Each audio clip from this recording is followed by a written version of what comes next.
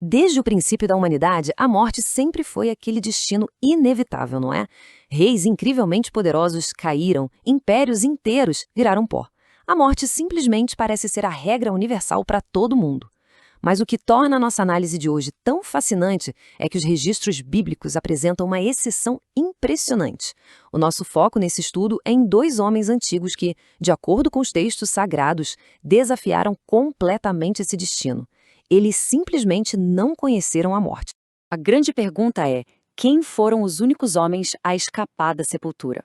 Os textos antigos relatam que essas duas figuras foram levadas vivas, sem um túmulo, sem um funeral e sem que os corpos físicos deles vissem a menor corrupção.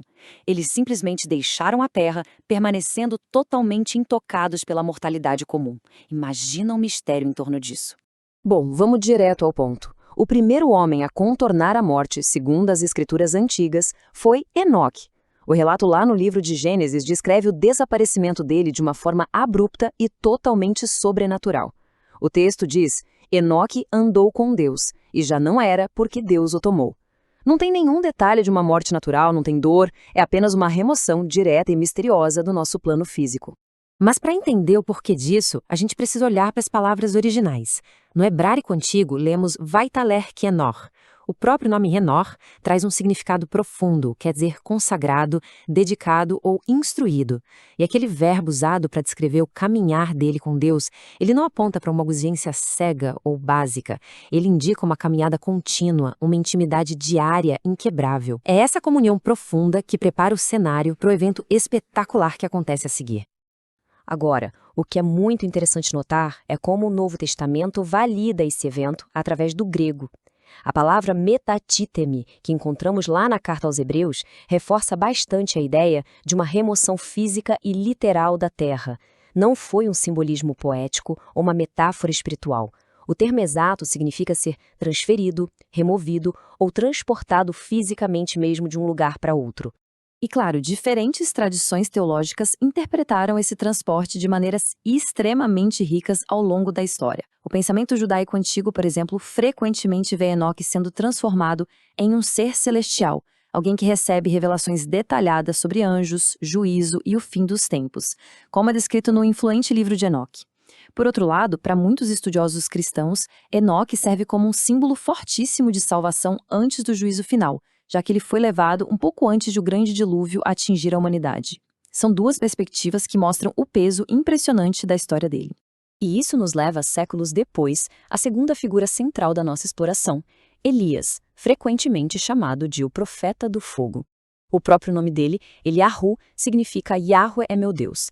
E olha, ele viveu exatamente à altura da magnitude desse título. Estamos falando de um profeta formidável, com um poder incrivelmente vasto, que simplesmente ordenou que o fogo caísse do céu, ressuscitou os mortos e desafiou de forma totalmente ousada os falsos deuses de sua época. E se a vida de Elias foi intensa, a partida dele foi ainda mais cinematográfica do que a de Enoque. O relato lá em 2 Reis descreve o momento de um jeito muito vívido.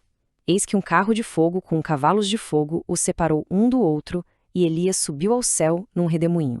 Gente, é um evento visualmente arrebatador. Isso reforça de forma dramática a natureza puramente sobrenatural de como ele deixou nosso mundo material. Mas para onde exatamente ele foi levado?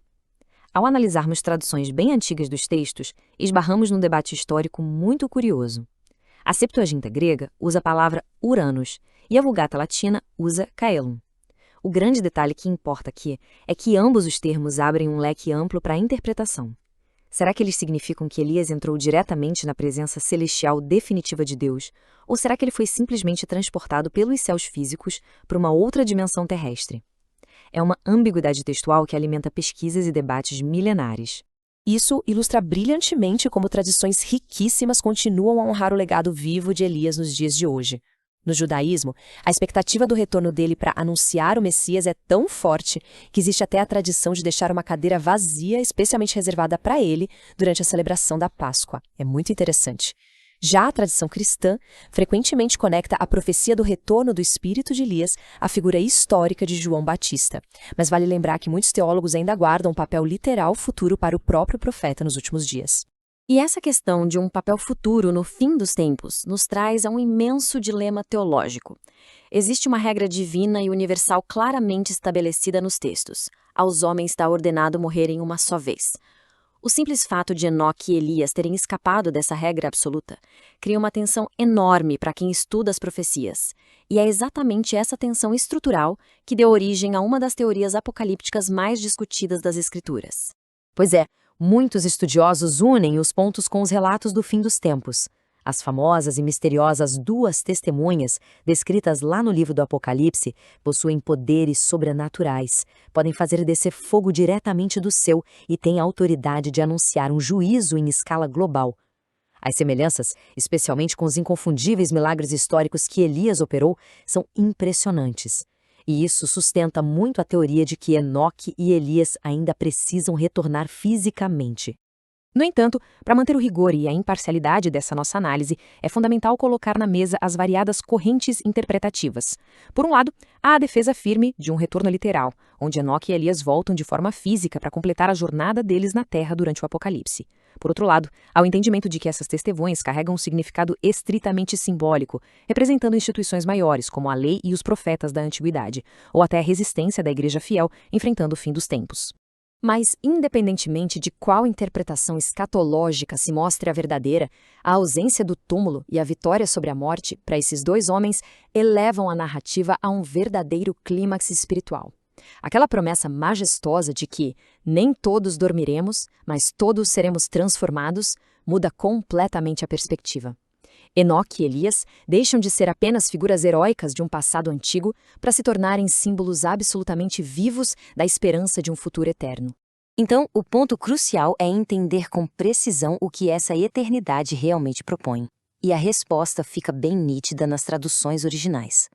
O latim captura o conceito sombrio de morte com a palavra mors, mas o grego original do Novo Testamento usa zoi aionios para o que chamamos de vida eterna. A grandiosidade dessa expressão é que ela não descreve apenas a biologia se arrastando para sempre na linha do tempo. Teologicamente, zoi aionios significa passar a participar de forma totalmente imersiva da própria qualidade de vida de Deus. É o trunfo final, muito além de só continuar existindo. E tudo isso deságua nesta instigante questão final que fica no ar. Enoque e Elias, os únicos que romperam o ciclo implacável da mortalidade através desse transporte divino insondável, eles retornarão mesmo ao nosso plano físico antes do fim? A vitória sobre a morte aponta para promessas que transcendem o nosso entendimento, e o debate teológico com certeza está longe de terminar. Fica aqui o convite para que todo mundo que acompanhou a nossa análise compartilhe os próprios pensamentos e teorias lá nos comentários, dando continuidade a esse antigo e espetacular mistério da nossa história.